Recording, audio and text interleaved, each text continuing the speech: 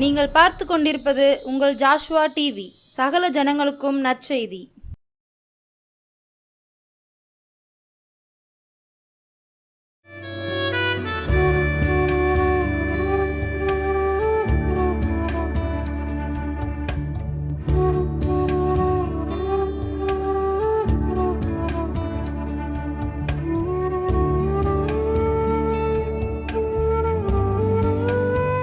கிறிஸ்துவுக்குள் பிரியமான நம்முடைய ஜாஸ்வாடியினர் அனைவருக்கும் இயேசு கிறிஸ்து நாமத்தினால் மாலை நேர வணக்கத்தையும் வாழ்த்துக்களையும் தெரிவித்துக் கொள்கிறோம்.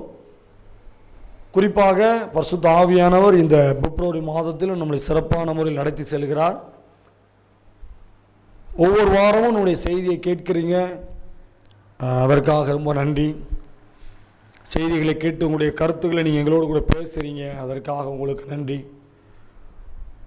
எங்களை ஒரு சில ஊழியங்களுக்கு நீங்கள் கூப்பிடுறீங்க, ஊழியத்துக்கு பயன்படுத்துகிறீங்க, உங்களுக்கு ரொம்ப நன்றி. எங்களுடைய ஊழியங்களில் நீங்கள் பங்கு கொள்வதற்காக உங்களுக்கு ரொம்ப நன்றி. தொடர்ந்து நிகழ்ச்சியில் நீங்கள் கேட்கிறதற்காகவும் எங்களுக்காக ஜெபிக்கிறதற்காகவும் நான் நன்றியை தெரிவித்துக் கொள்கிறேன். சாதாரணமான ஒரு சிறுமையாக இருந்த ஒரு மனிதனாய என்னையும் எங்களையும் ஆண்டவர் எடுத்து பயன்படுத்துகிறார். அநேக ஜனங்களுக்கு இந்த செய்திகள் போய் சேருகிறது. கிட்டத்தட்ட ஒரு 1 லட்சம் வீடுகளுக்கு மேலாக இந்த செய்தியில் போகின்றது. அது உங்களுக்கு தெரியுமா? 1.5 லட்சம் வீடுகளுக்கு மேலாக கிட்டத்தட்ட 4-5 மாவட்டங்களுக்கு மேலே போகிறது. தமிழ்நாடு மாத்திரமல்ல, கேரளா, நான் இப்படி சொல்லி நிறையா வேறு இடங்களுக்கு, கிராமங்கள் தாண்டி, பட்டணங்களை தாண்டி, நகரங்களை தாண்டி, மாவட்டங்களை தாண்டி, மாநிலங்களை தாண்டி அடுத்த ஸ்டேட்டுக்கு போகக்கூடிய அளவுக்கு ஆண்டவனை கிருபை செஞ்சிருக்கிறார். காரணம் உங்களுடைய ஜெபம். தொடர்ந்து நீங்கள் ஜெபம் பண்ணுங்க. நம்முடைய ஜாஸ்வா டிவிக்காகவும் ஜெபித்துக் கொள்ளுங்கள். கர்த்தர் ஆரம்ப நாட்களை விட இப்போ நல்ல ஒரு வளர்ச்சியை கர்த்தர் கொடுத்துருக்கிறார்.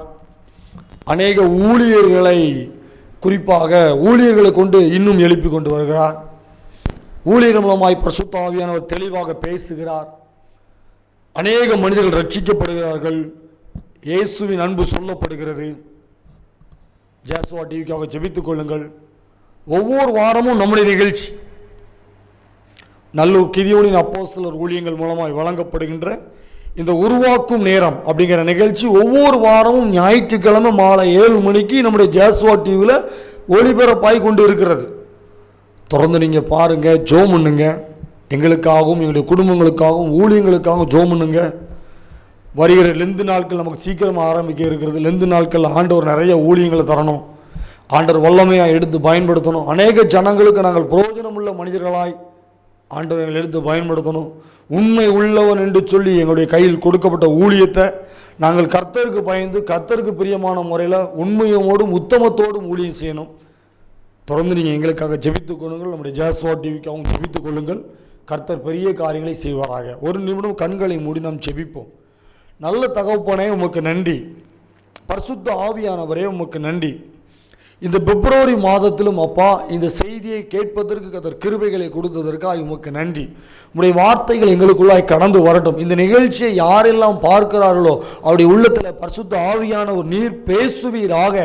பரிசுத்த ஆவியானவருடைய வசனத்தின் மூலமாய் அந்த இருதயங்களை கர்த்தனை தொடுவீராக. துதிகன மகிமையெல்லாம் உமக்கே செலுத்துகிறோம்.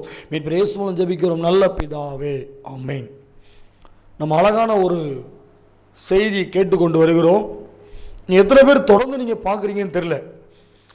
தொடர்ந்து நீங்கள் செய்தியை பாருங்கள். நம்ம யூடியூப் சேனலில் வரும், ஜாஸ்வா டிவி சுரண்டை அப்படின்னு சொல்லி டைப் பண்ணிங்கன்னா ஆல்ரெடி நம்முடைய செய்தி மாத்திரமல்ல, நம்முடைய ஜாஸ்வா டிவியில் ஒளிபரப்பப்பட்ட அநேக ஊழியருடைய செய்திகள் அதில் உண்டு. நிறைய ப்ரோக்ராம் அதில் இருக்குது. அதனால் நீங்கள் என்ன செய்யுங்க, நீங்கள் செல்லில் பார்க்கலாம். ஒவ்வொரு வாரமும் டெய்லி லைவ் ப்ரோக்ராம் எல்லாம் நடைபெற்று கொண்டு இருக்குது. நீங்கள் பாருங்கள், கர்த்தர் உங்களை ஆசீர்வதிப்பார். தானியேல் 6ஆம் அதிகாரம் 28வது வசனத்தின் கடைசி பகுதி. தானியேல் 6ஆம் அதிகாரம் 28வது வசனத்தின் கடைசி பகுதி. தானியேலின் காரியம் ஜெயமாய் இருந்தது. என்ன அர்த்தம் என்று சொன்னால், தானியேலின் காரியம் வெற்றியாய் இருந்தது. தானியேலின் காரியத்தில் தோல்வி என்பது இல்லை. தானியேல் எதை செய்தாலும் அதை கர்த்தர் ஆசீர்வதித்து கொடுத்தார். தானியேல் செய்த அநேக காரியத்தில் ஒரு முழுமையான ஒரு பரிபூர்ணமான வெற்றியை தானியேல் பெற்றான். தானியேலுடைய வெற்றியின் ரகசியம் என்ன?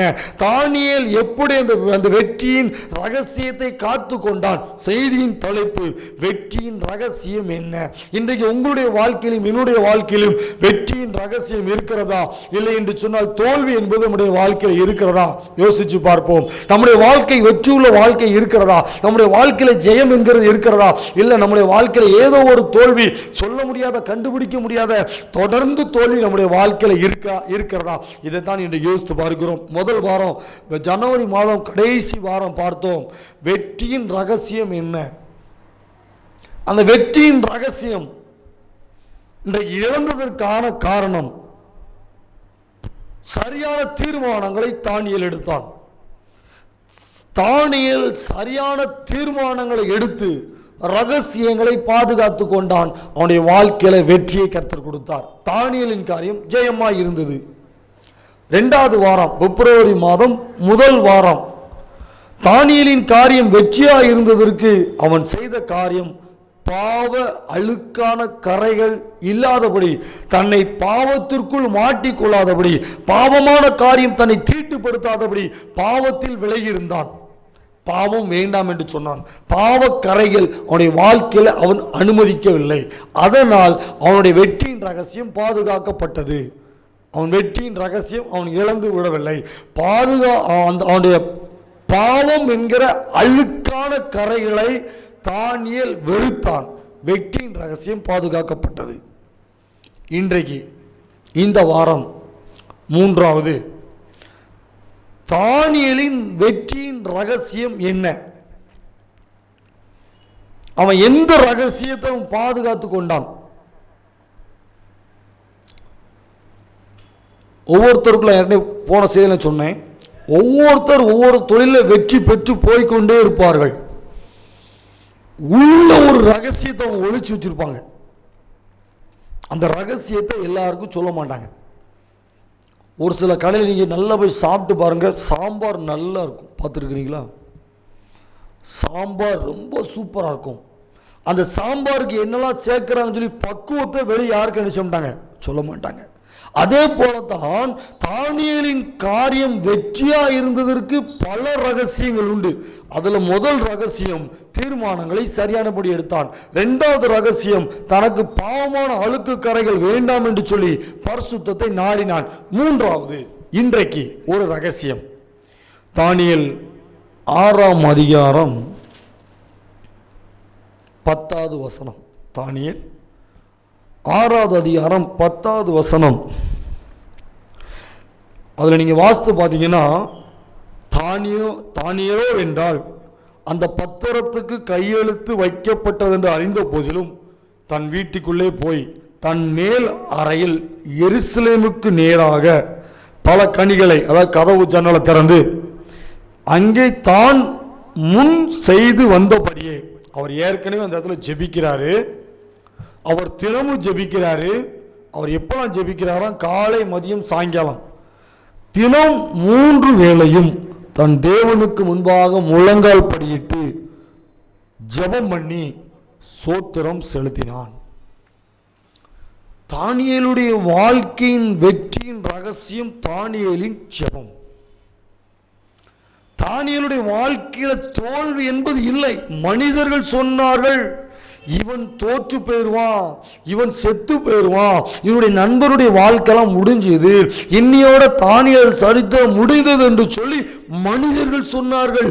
ஆனால் தானியேலின் வெற்றியின் ரகசியம் என்னவென்று சொன்னால், தானியேல் தினமும் ஜெபிக்கிறார். தானியேல் தினமும் ஒரு நாளைக்கு 3 நேரம் ஜெபிக்கிறார். அவர் தேவனோடு கூட ஜெபிக்க ஜெபிக்க ஜெபிக்க வெற்றியுள்ள வாழ்க்கை தொடர்கிறது.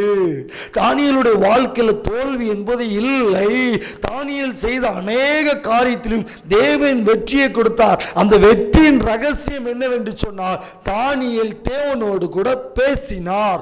தானியேல் தேவனோடு கூட தான் நேரம் கிடைக்கிற போதெல்லாம் அதன் தான் முன் செய்து வந்த இருந்தபடி தானியேலுக்கு என்ன வழக்கம் என்று சொன்னால், ஒரு நாளைக்கு 3 முறை தன் தேவனை நோக்கி பேசுவது, தான் தேவனிடத்தில் ஜெபிப்பதுதான் தானியேலுடைய பழக்கம். இன்றைக்கு உங்களுக்கும் எனக்கும் என்ன பழக்கம் இருக்கிறது?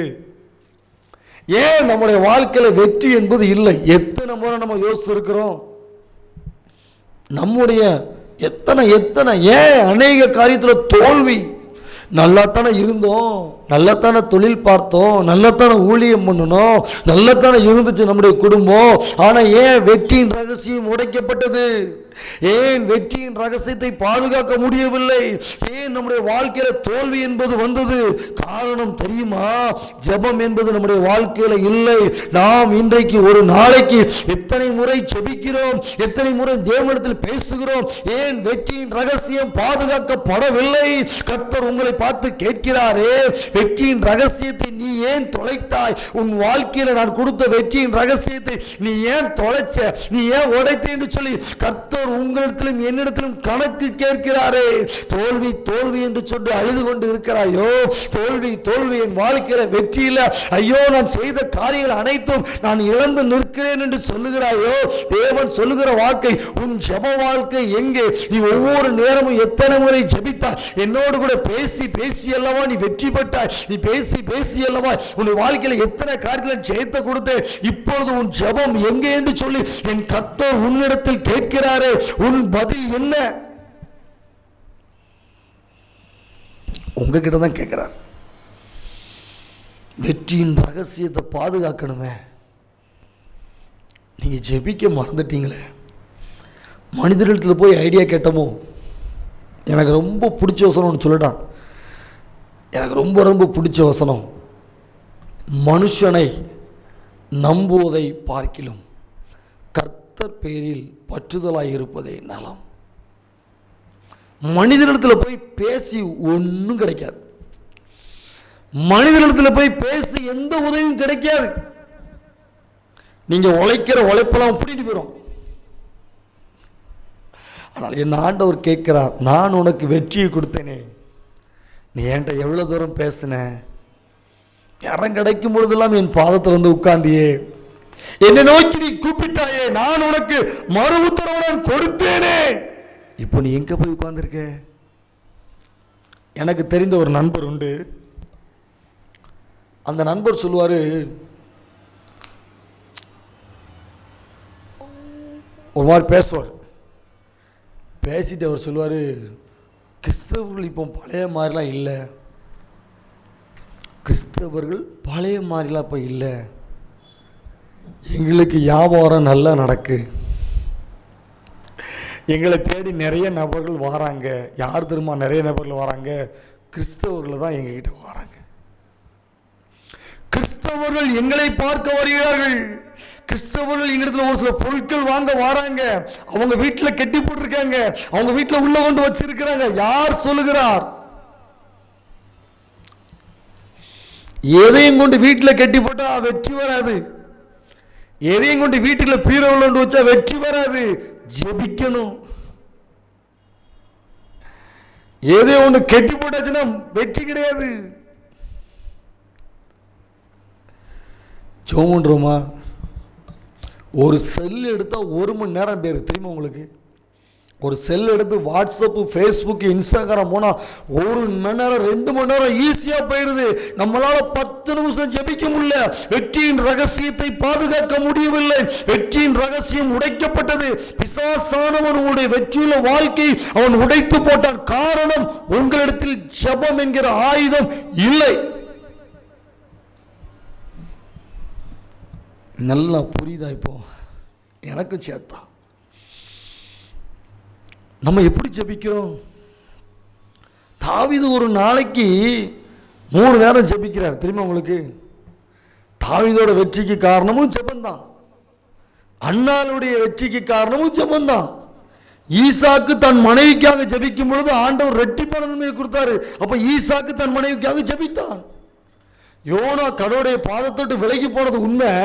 ஆனாலும் யோனா மீன் வயிற்றிலிருந்து ஜெபிக்கான். ஆண்டவர் சொன்ன ஊழியத்தை நினைவே பட்டணத்தில் நிறைவேற்றினான். அப்போ வெற்றியின் ரகசியம் உடைக்கப்பட்டதற்கு காரணம் மற்ற மனிதர்கள் அல்ல, நீதான், நீங்க தான், நான் தான். ஜெபம் என்கிற காரியம் இல்லை. தானியேல் 9ஆம் அதிகாரம், தானியேல் 9:20-21 சரியான சூப்பரான வசனம். நம்ம ஜெபம் பண்ணி பதில் கிடைக்கல மட்டும் நீங்க சொல்லக்கூடாது. கர்த்தர் சகலத்தையும் அதனத்தின் காலத்தில் நேர்த்தியை செய்வார். உங்களுக்கு எப்போ என்ன வேணுங்கிறது என் கர்த்தருக்கு தெரியும். ஏற்ற நேரத்தில் கர்த்தர் உங்களுடைய வாழ்க்கையில அதிசயத்தையும் அற்புதத்தையும் செய்வார். கேளுங்கள், அப்பொழுது உங்களுக்கு கொடுக்கப்படும். கேட்கிறவன் எவனும் பெற்றுக் கொள்ளுகிறான். கேட்க வேண்டியதுதான் உங்களுடைய என்னுடைய கரம். நீங்க ஜெபம் பண்றீங்களா? தானியேல் 9ஆம் அதிகாரம், தானியேல் 9ஆம் அதிகாரம் 21ஆவது வசனம். அப்படி நான் ஜெபம் பண்ணி கொண்டிருக்கும் பொழுது, யார்? தானியேல் ஜெபிக்கிறார். முதல் தரிசனத்தில் நான் கண்ட புருஷனாகிய காபிரியேல் வேகமாய் பறந்து வந்து அந்திபொலி நேரமாகிய வேளையிலே என்னை தொட்டான். தானியேல் ஜெபிக்கும் போது பரலோகத்திலிருந்து காபிரியேல் என்கிற பெரிய தேவதூதன் வருகிறார். அவர் சொல்றாரு, அவன் எனக்கு தெளிவுண்டாக்கி என்னோடு கூட பேசி, தானியேலே, தானியேல் ஜெபிக்கிறாரு. தானியேல் ஜெபிக்கும் போது பரலோகம் கவனிக்கிறது. தானியேல் ஜெபிக்கும் போது பரலோகத்தில் கட்டளைகள் பிறப்பிக்கப்படுகிறது. தானியேல் ஜெபிக்கும் பொழுது பரலோகமே அதிசயப்படுகிறது. தானியேல் ஜெபிக்க ஜெபிக்க ஜெபிக்க பரலோகத்தில் வேலை நடக்கப்படுகிறது. நீங்கள் ஜெபிக்க ஜெபிக்க பரலோகத்திலிருந்து உங்களுக்கு தேவதூதர்களை கர்த்தர் அனுப்புவார். நீ ஜெபிக்கிறாயா? நீ ஜெபித்துப்பார், தோல்வி என்பது இல்லை. நீ ஜெபித்துப்பார், உன் வாழ்க்கையில வெற்றி மாத்திரமே. நீ ஜெபித்துப்பார், உன் குடும்பத்தை எந்த மனிதனும் தொட முடியாது. ஜெபம் ஜெபம் ஜெபம் ஜெபம் உன்னை ஆசீர்வதிக்கும், உன்னை உயர்த்தும். ஒரு வெற்றியின் ரகசியம் என்னவென்று சொன்னால் உன் ஜெபம் தான் உன் வெற்றியின் ரகசியம். தானியேல் ஜெபிக்கிறார், பரலோகம் அதிர்கிறது. பரலோகத்தில் கட்டளைகள் பிறப்பிக்கப்படுகிறது. காபிரியேல் என்கிற தூதன் உடனே வர்றாரு. உனக்கு அறிவை உணர்த்தும்படி இப்பொழுது புறப்பட்டு வந்தேன். ஜெபம் பண்ணி என்ன கிடைக்கும் மாத்திரம் நீங்க கேட்காதீங்க. ஜெபிக்க ஜெபிக்க ஆண்டவருடைய அறிவு கண்களை திறப்பார். ஜெபிக்க ஜெபிக்க உங்களுக்கு முன்பதாக இருக்கிற காரியங்களை ஆண்டவர் உங்களுக்கு வெளிப்படுத்துவார். ஏன் தோல்வி உங்களுக்கு காண்பிப்பார். நீங்க ஜெபிக்கணும். அந்த வெற்றியுள்ள வாழ்க்கையை பெற்றுக்கொள்ள வேண்டும் என்று சொன்னார், அந்த ரகசியத்தை பெற்றுக்கொள்ள வேண்டும் என்று சொன்னார், நீங்கள் ஜெபிக்கும் பொழுது அறிவை உணர்த்துகிற காரியத்தை கர்த்தர் உங்களுக்கு காண்பிப்பார். 23ஆவது வசனம் சொல்லுது, நீ மிகவும் பிரியமானவன். நீங்க நல்லா இருக்கும்போது உங்க கூட நிறைய பேர் பேசினாங்க தெரியுமா? நீங்க நல்லா இருக்கும்பொழுது உங்கள்கிட்ட நிறைய உறவுகள் வந்துச்சு, நிறைய நண்பர்கள் வந்தாங்க. ஆனால் நீங்கள் வெற்றியுள்ள வாழ்க்கையை இழந்து நீங்க தோல்வியில் இருக்கும்போது உங்ககிட்ட பேசுவதற்கு ஆள் வரல, உங்க கூட பேசுவதற்கு பழகுவதற்கு ஆட்கள் இல்லை, உங்க பேரை சொல்லுவதற்கு ஆட்கள் இல்லை. ஆனால் என் ஆண்டவர் சொல்லுகிறார், நீ எனக்கு மிகவும் பிரியமானவன் என்று சொல்லி கர்த்தர் உன்னை பார்த்து சொல்லுகிறார். ஜெபம் வெற்றியின் ரகசியம் பாதுகாக்கப்பட வேண்டும் என்று சொன்னால் நீயும் நானும் ஜெபிக்கிறவனாய் மாற வேண்டும். ஜெபம் இல்லை என்று சொன்னால் வெற்றியின் ரகசியம் உடைக்கப்படும். வெற்றியின் ரகசியம் அது ஜெபம். நீ வேண்டிக் கொள்ள தொடங்கின போது கட்டளைகள் வெளிப்பட்டது, அதை நான் அறிவிக்க வந்தேன். நீங்க ஜெபிக்க ஆரம்பிக்கும் பொழுதே வெற்றியுள்ள வாழ்க்கை தொடங்குகிறது. நீங்களும் நானும் ஜெபிக்க ஜெபிக்க ஜெபிக்க வெற்றியின் ரகசியங்கள் கட்டப்படுகிறது. நீங்கள் ஜெபிக்க ஜெபிக்க தோல்விகள் உங்களை விட்டு விலகி போகிறது. நீங்கள் ஜெபிக்க ஜெபிக்க உங்களை இழந்த ஆசீர்வாதங்களை கர்த்தர் உங்களுக்கு மறுபடி தருகிறார். வெற்றியின் ரகசியம் ஜெபம். தோல்வியில இருக்கிறீங்களா? தோல்விதான் வாழ்க்கை என்று சொல்லி மரணத்துக்கு ஏதுவா நிற்கிறீங்களா? இல்லை. இந்த செய்தி உங்களோடு கூட பேசுகிறதே, பரிசுத்த ஆவியானவர் உங்களோடு கூட பேசுகிறாரே. நாம் ஜெபிப்போமா? நீங்கள் ஜெபிக்க ஆரம்பிக்கும் பொழுது உங்களுக்கு என்ன தேவை என்பது என் கர்த்தருக்கு தெரியும். கர்த்தர் உனக்காக யாவையும் அவர் செய்து முடித்து வைத்திருக்கிறார். இனிமேல் செய்ய போகிற தேவன் அல்ல. ஒரே ஒரு நிமிஷம் சோமுனுமா, ஒரு நிமிஷம் கண்ணுமூடி சோமுனுமா. ஆண்டவரே, என் குடும்பம் உமக்கு தெரியும், என் பிள்ளைகள் உமக்கு தெரியும், என் வியாபாரம் உமக்கு தெரியும், எனக்கு உண்டான ஆசீர்வாதங்கள் உமக்கு தெரியும். ஆனாலும் என்னுடைய வாழ்க்கையில் இப்போ தோல்வி. அதற்கு நான் தான் காரணம். நான் ஜெபிக்கலை. என் தொழில் என்று சொல்லி தொழிலை பார்த்து ஓடினேன். என் குடும்பம் என்று சொல்லி குடும்பத்தை நோக்கி ஓடினேன். என்னுடைய நண்பர்கள் என்று சொல்லி நண்பர்களை நோக்கி நான் ஓடினேன். அப்போ நான் உண்மை நான் மறந்தேன். என்ன மன்னியும். தேவையானது ஒன்றே. ஒரு நிமிஷம் கண்ண முடிச்சோம் ஒண்ணுமா. பரிசுத்த ஆவியானவரே உமக்கு நன்றி. நல்ல தகப்பனே உமக்கு நன்றி. அப்ப அந்த ஜாசுவா டிவியில் ஒளிபரப்பாகிற இந்த செய்திக்காய் உமக்கு நன்றி. அப்ப நீ மனிதர்களை தொடுகிறதற்காய் உமக்கு நன்றி. வெற்றியின் ரகசியத்தை கர்த்தர் காண்பிக்கிறதற்காய் உமக்கு நன்றி. உடைந்து போன காரியத்தை கர்த்தர் மறுபடியும் அப்பா நீ ஒட்டி ஆசீர்வதிக்கிறதற்காய் நன்றி. அந்த ஜெபம் என்கிற அந்த காரியத்தை கர்த்தர் மறுபடியும் உறுதிப்படுத்துகிறதற்காய் உமக்கு நன்றி. ஜெபிக்க ஆரம்பிக்கும் பொழுது ஆசீர்வாதங்கள் புறப்பட்டு வருகிறது. ஜெபிக்க ஆரம்பிக்கும் பொழுது கட்டளைகள் பிறப்பிக்கப்படுகிறது. ஜெபிக்க ஒரு வெற்றியுள்ள வாழ்க்கை அப்பா நீ மறுபடியும் கொடுக்கிறதற்காக உமக்கு நன்றி. ஜெபிக்க கர்த்தர் உயர்த்துகிறதற்காக உமக்கு நன்றி. தானியேலின் காரியம் ஜெயமாய் இருந்தது. தானியேலின் காரியம் வெற்றியாய் இருந்ததற்கு காரணம் தானியேல் பண்ணின ஜெபம். அந்த தானியேலின் ஜெபம் தான் அவருடைய வாழ்க்கையில் வெற்றியை கொடுத்தது. அதே போல இந்த நிகழ்ச்சியை பார்க்கிற ஒவ்வொருத்தருடைய வாழ்க்கையிலும் மறுபடியும் ஜெப ஆவியை கர்த்தர் ஊற்றுகிறதற்காக உமக்கு நன்றி. ஜெபத்தின் வல்லமை கர்த்தர் காண்பிக்கிறதற்காக உமக்கு நன்றி. இவருடைய வாழ்க்கையில ஜெபத்தின் மூலமாய் கர்த்தர் மறுபடியும் அப்ப இழந்து போன நன்மைகளை, இழந்து போன காரியங்களை கர்த்தர் மறுபடியும் திருப்பி கொடுக்கிறதற்காக உமக்கு நன்றி. இயேசுவின் நாமத்தில் ஜெபிக்கிறோம். இழந்து போன ஆசீர்வாதங்கள், இழந்து போன பலவீனங்கள், இழந்து போன நன்மைகள், இழந்து போன பல காரியங்களை கர்த்தர் மறுபடியும் கொடுக்கிறதற்காக நன்றி. ஜெபத்தின் மூலமாய் கர்த்தரை ஆசீர்வதிக்கிறதற்காக உமக்கு நன்றி. வெற்றியின் ரகசியம் மறுபடியும் பாதுகாக்கப்படுகிறதற்காய் நன்றி. துதிகன மகிமையில் உமக்கே செலுத்துகிறோம். இப்ப இயேசு மூலம் ஜெபிக்கிறோம் நல்ல பிதாவே, ஆமென். வெற்றியின் ரகசியம் ஜெபம். ஜெபம் என்கிற ரகசியத்தை பாதுகாத்துக் கொள்ளுங்க. தைரியமா ஜெபம் பண்ணுங்க. சந்தோஷத்தோடு ஜெபம் பண்ணுங்க. விசுவாசத்தோடு ஜெபம் பண்ணுங்க. திறப்புல நின்று ஜெபம் பண்ணுங்க. உபவாசத்தோடு ஜெபம் பண்ணுங்க. நீர் என்னை ஆசீர்வதித்தால் ஒழிய உம்மை நான் போக விட மாட்டேன் என்று சொல்லி அடம் பிடித்து ஜெபம் பண்ணுங்க. கர்த்தர் உடைய வாழ்க்கையில வெற்றியின் ரகசியத்தை மறுபடியும் கொடுக்கிறார். உடைய வாழ்க்கையில தோல்வி என்பது இல்லை. கர்த்தர் உங்களை ஆசீர்வதிப்பாராக. ஆமென்.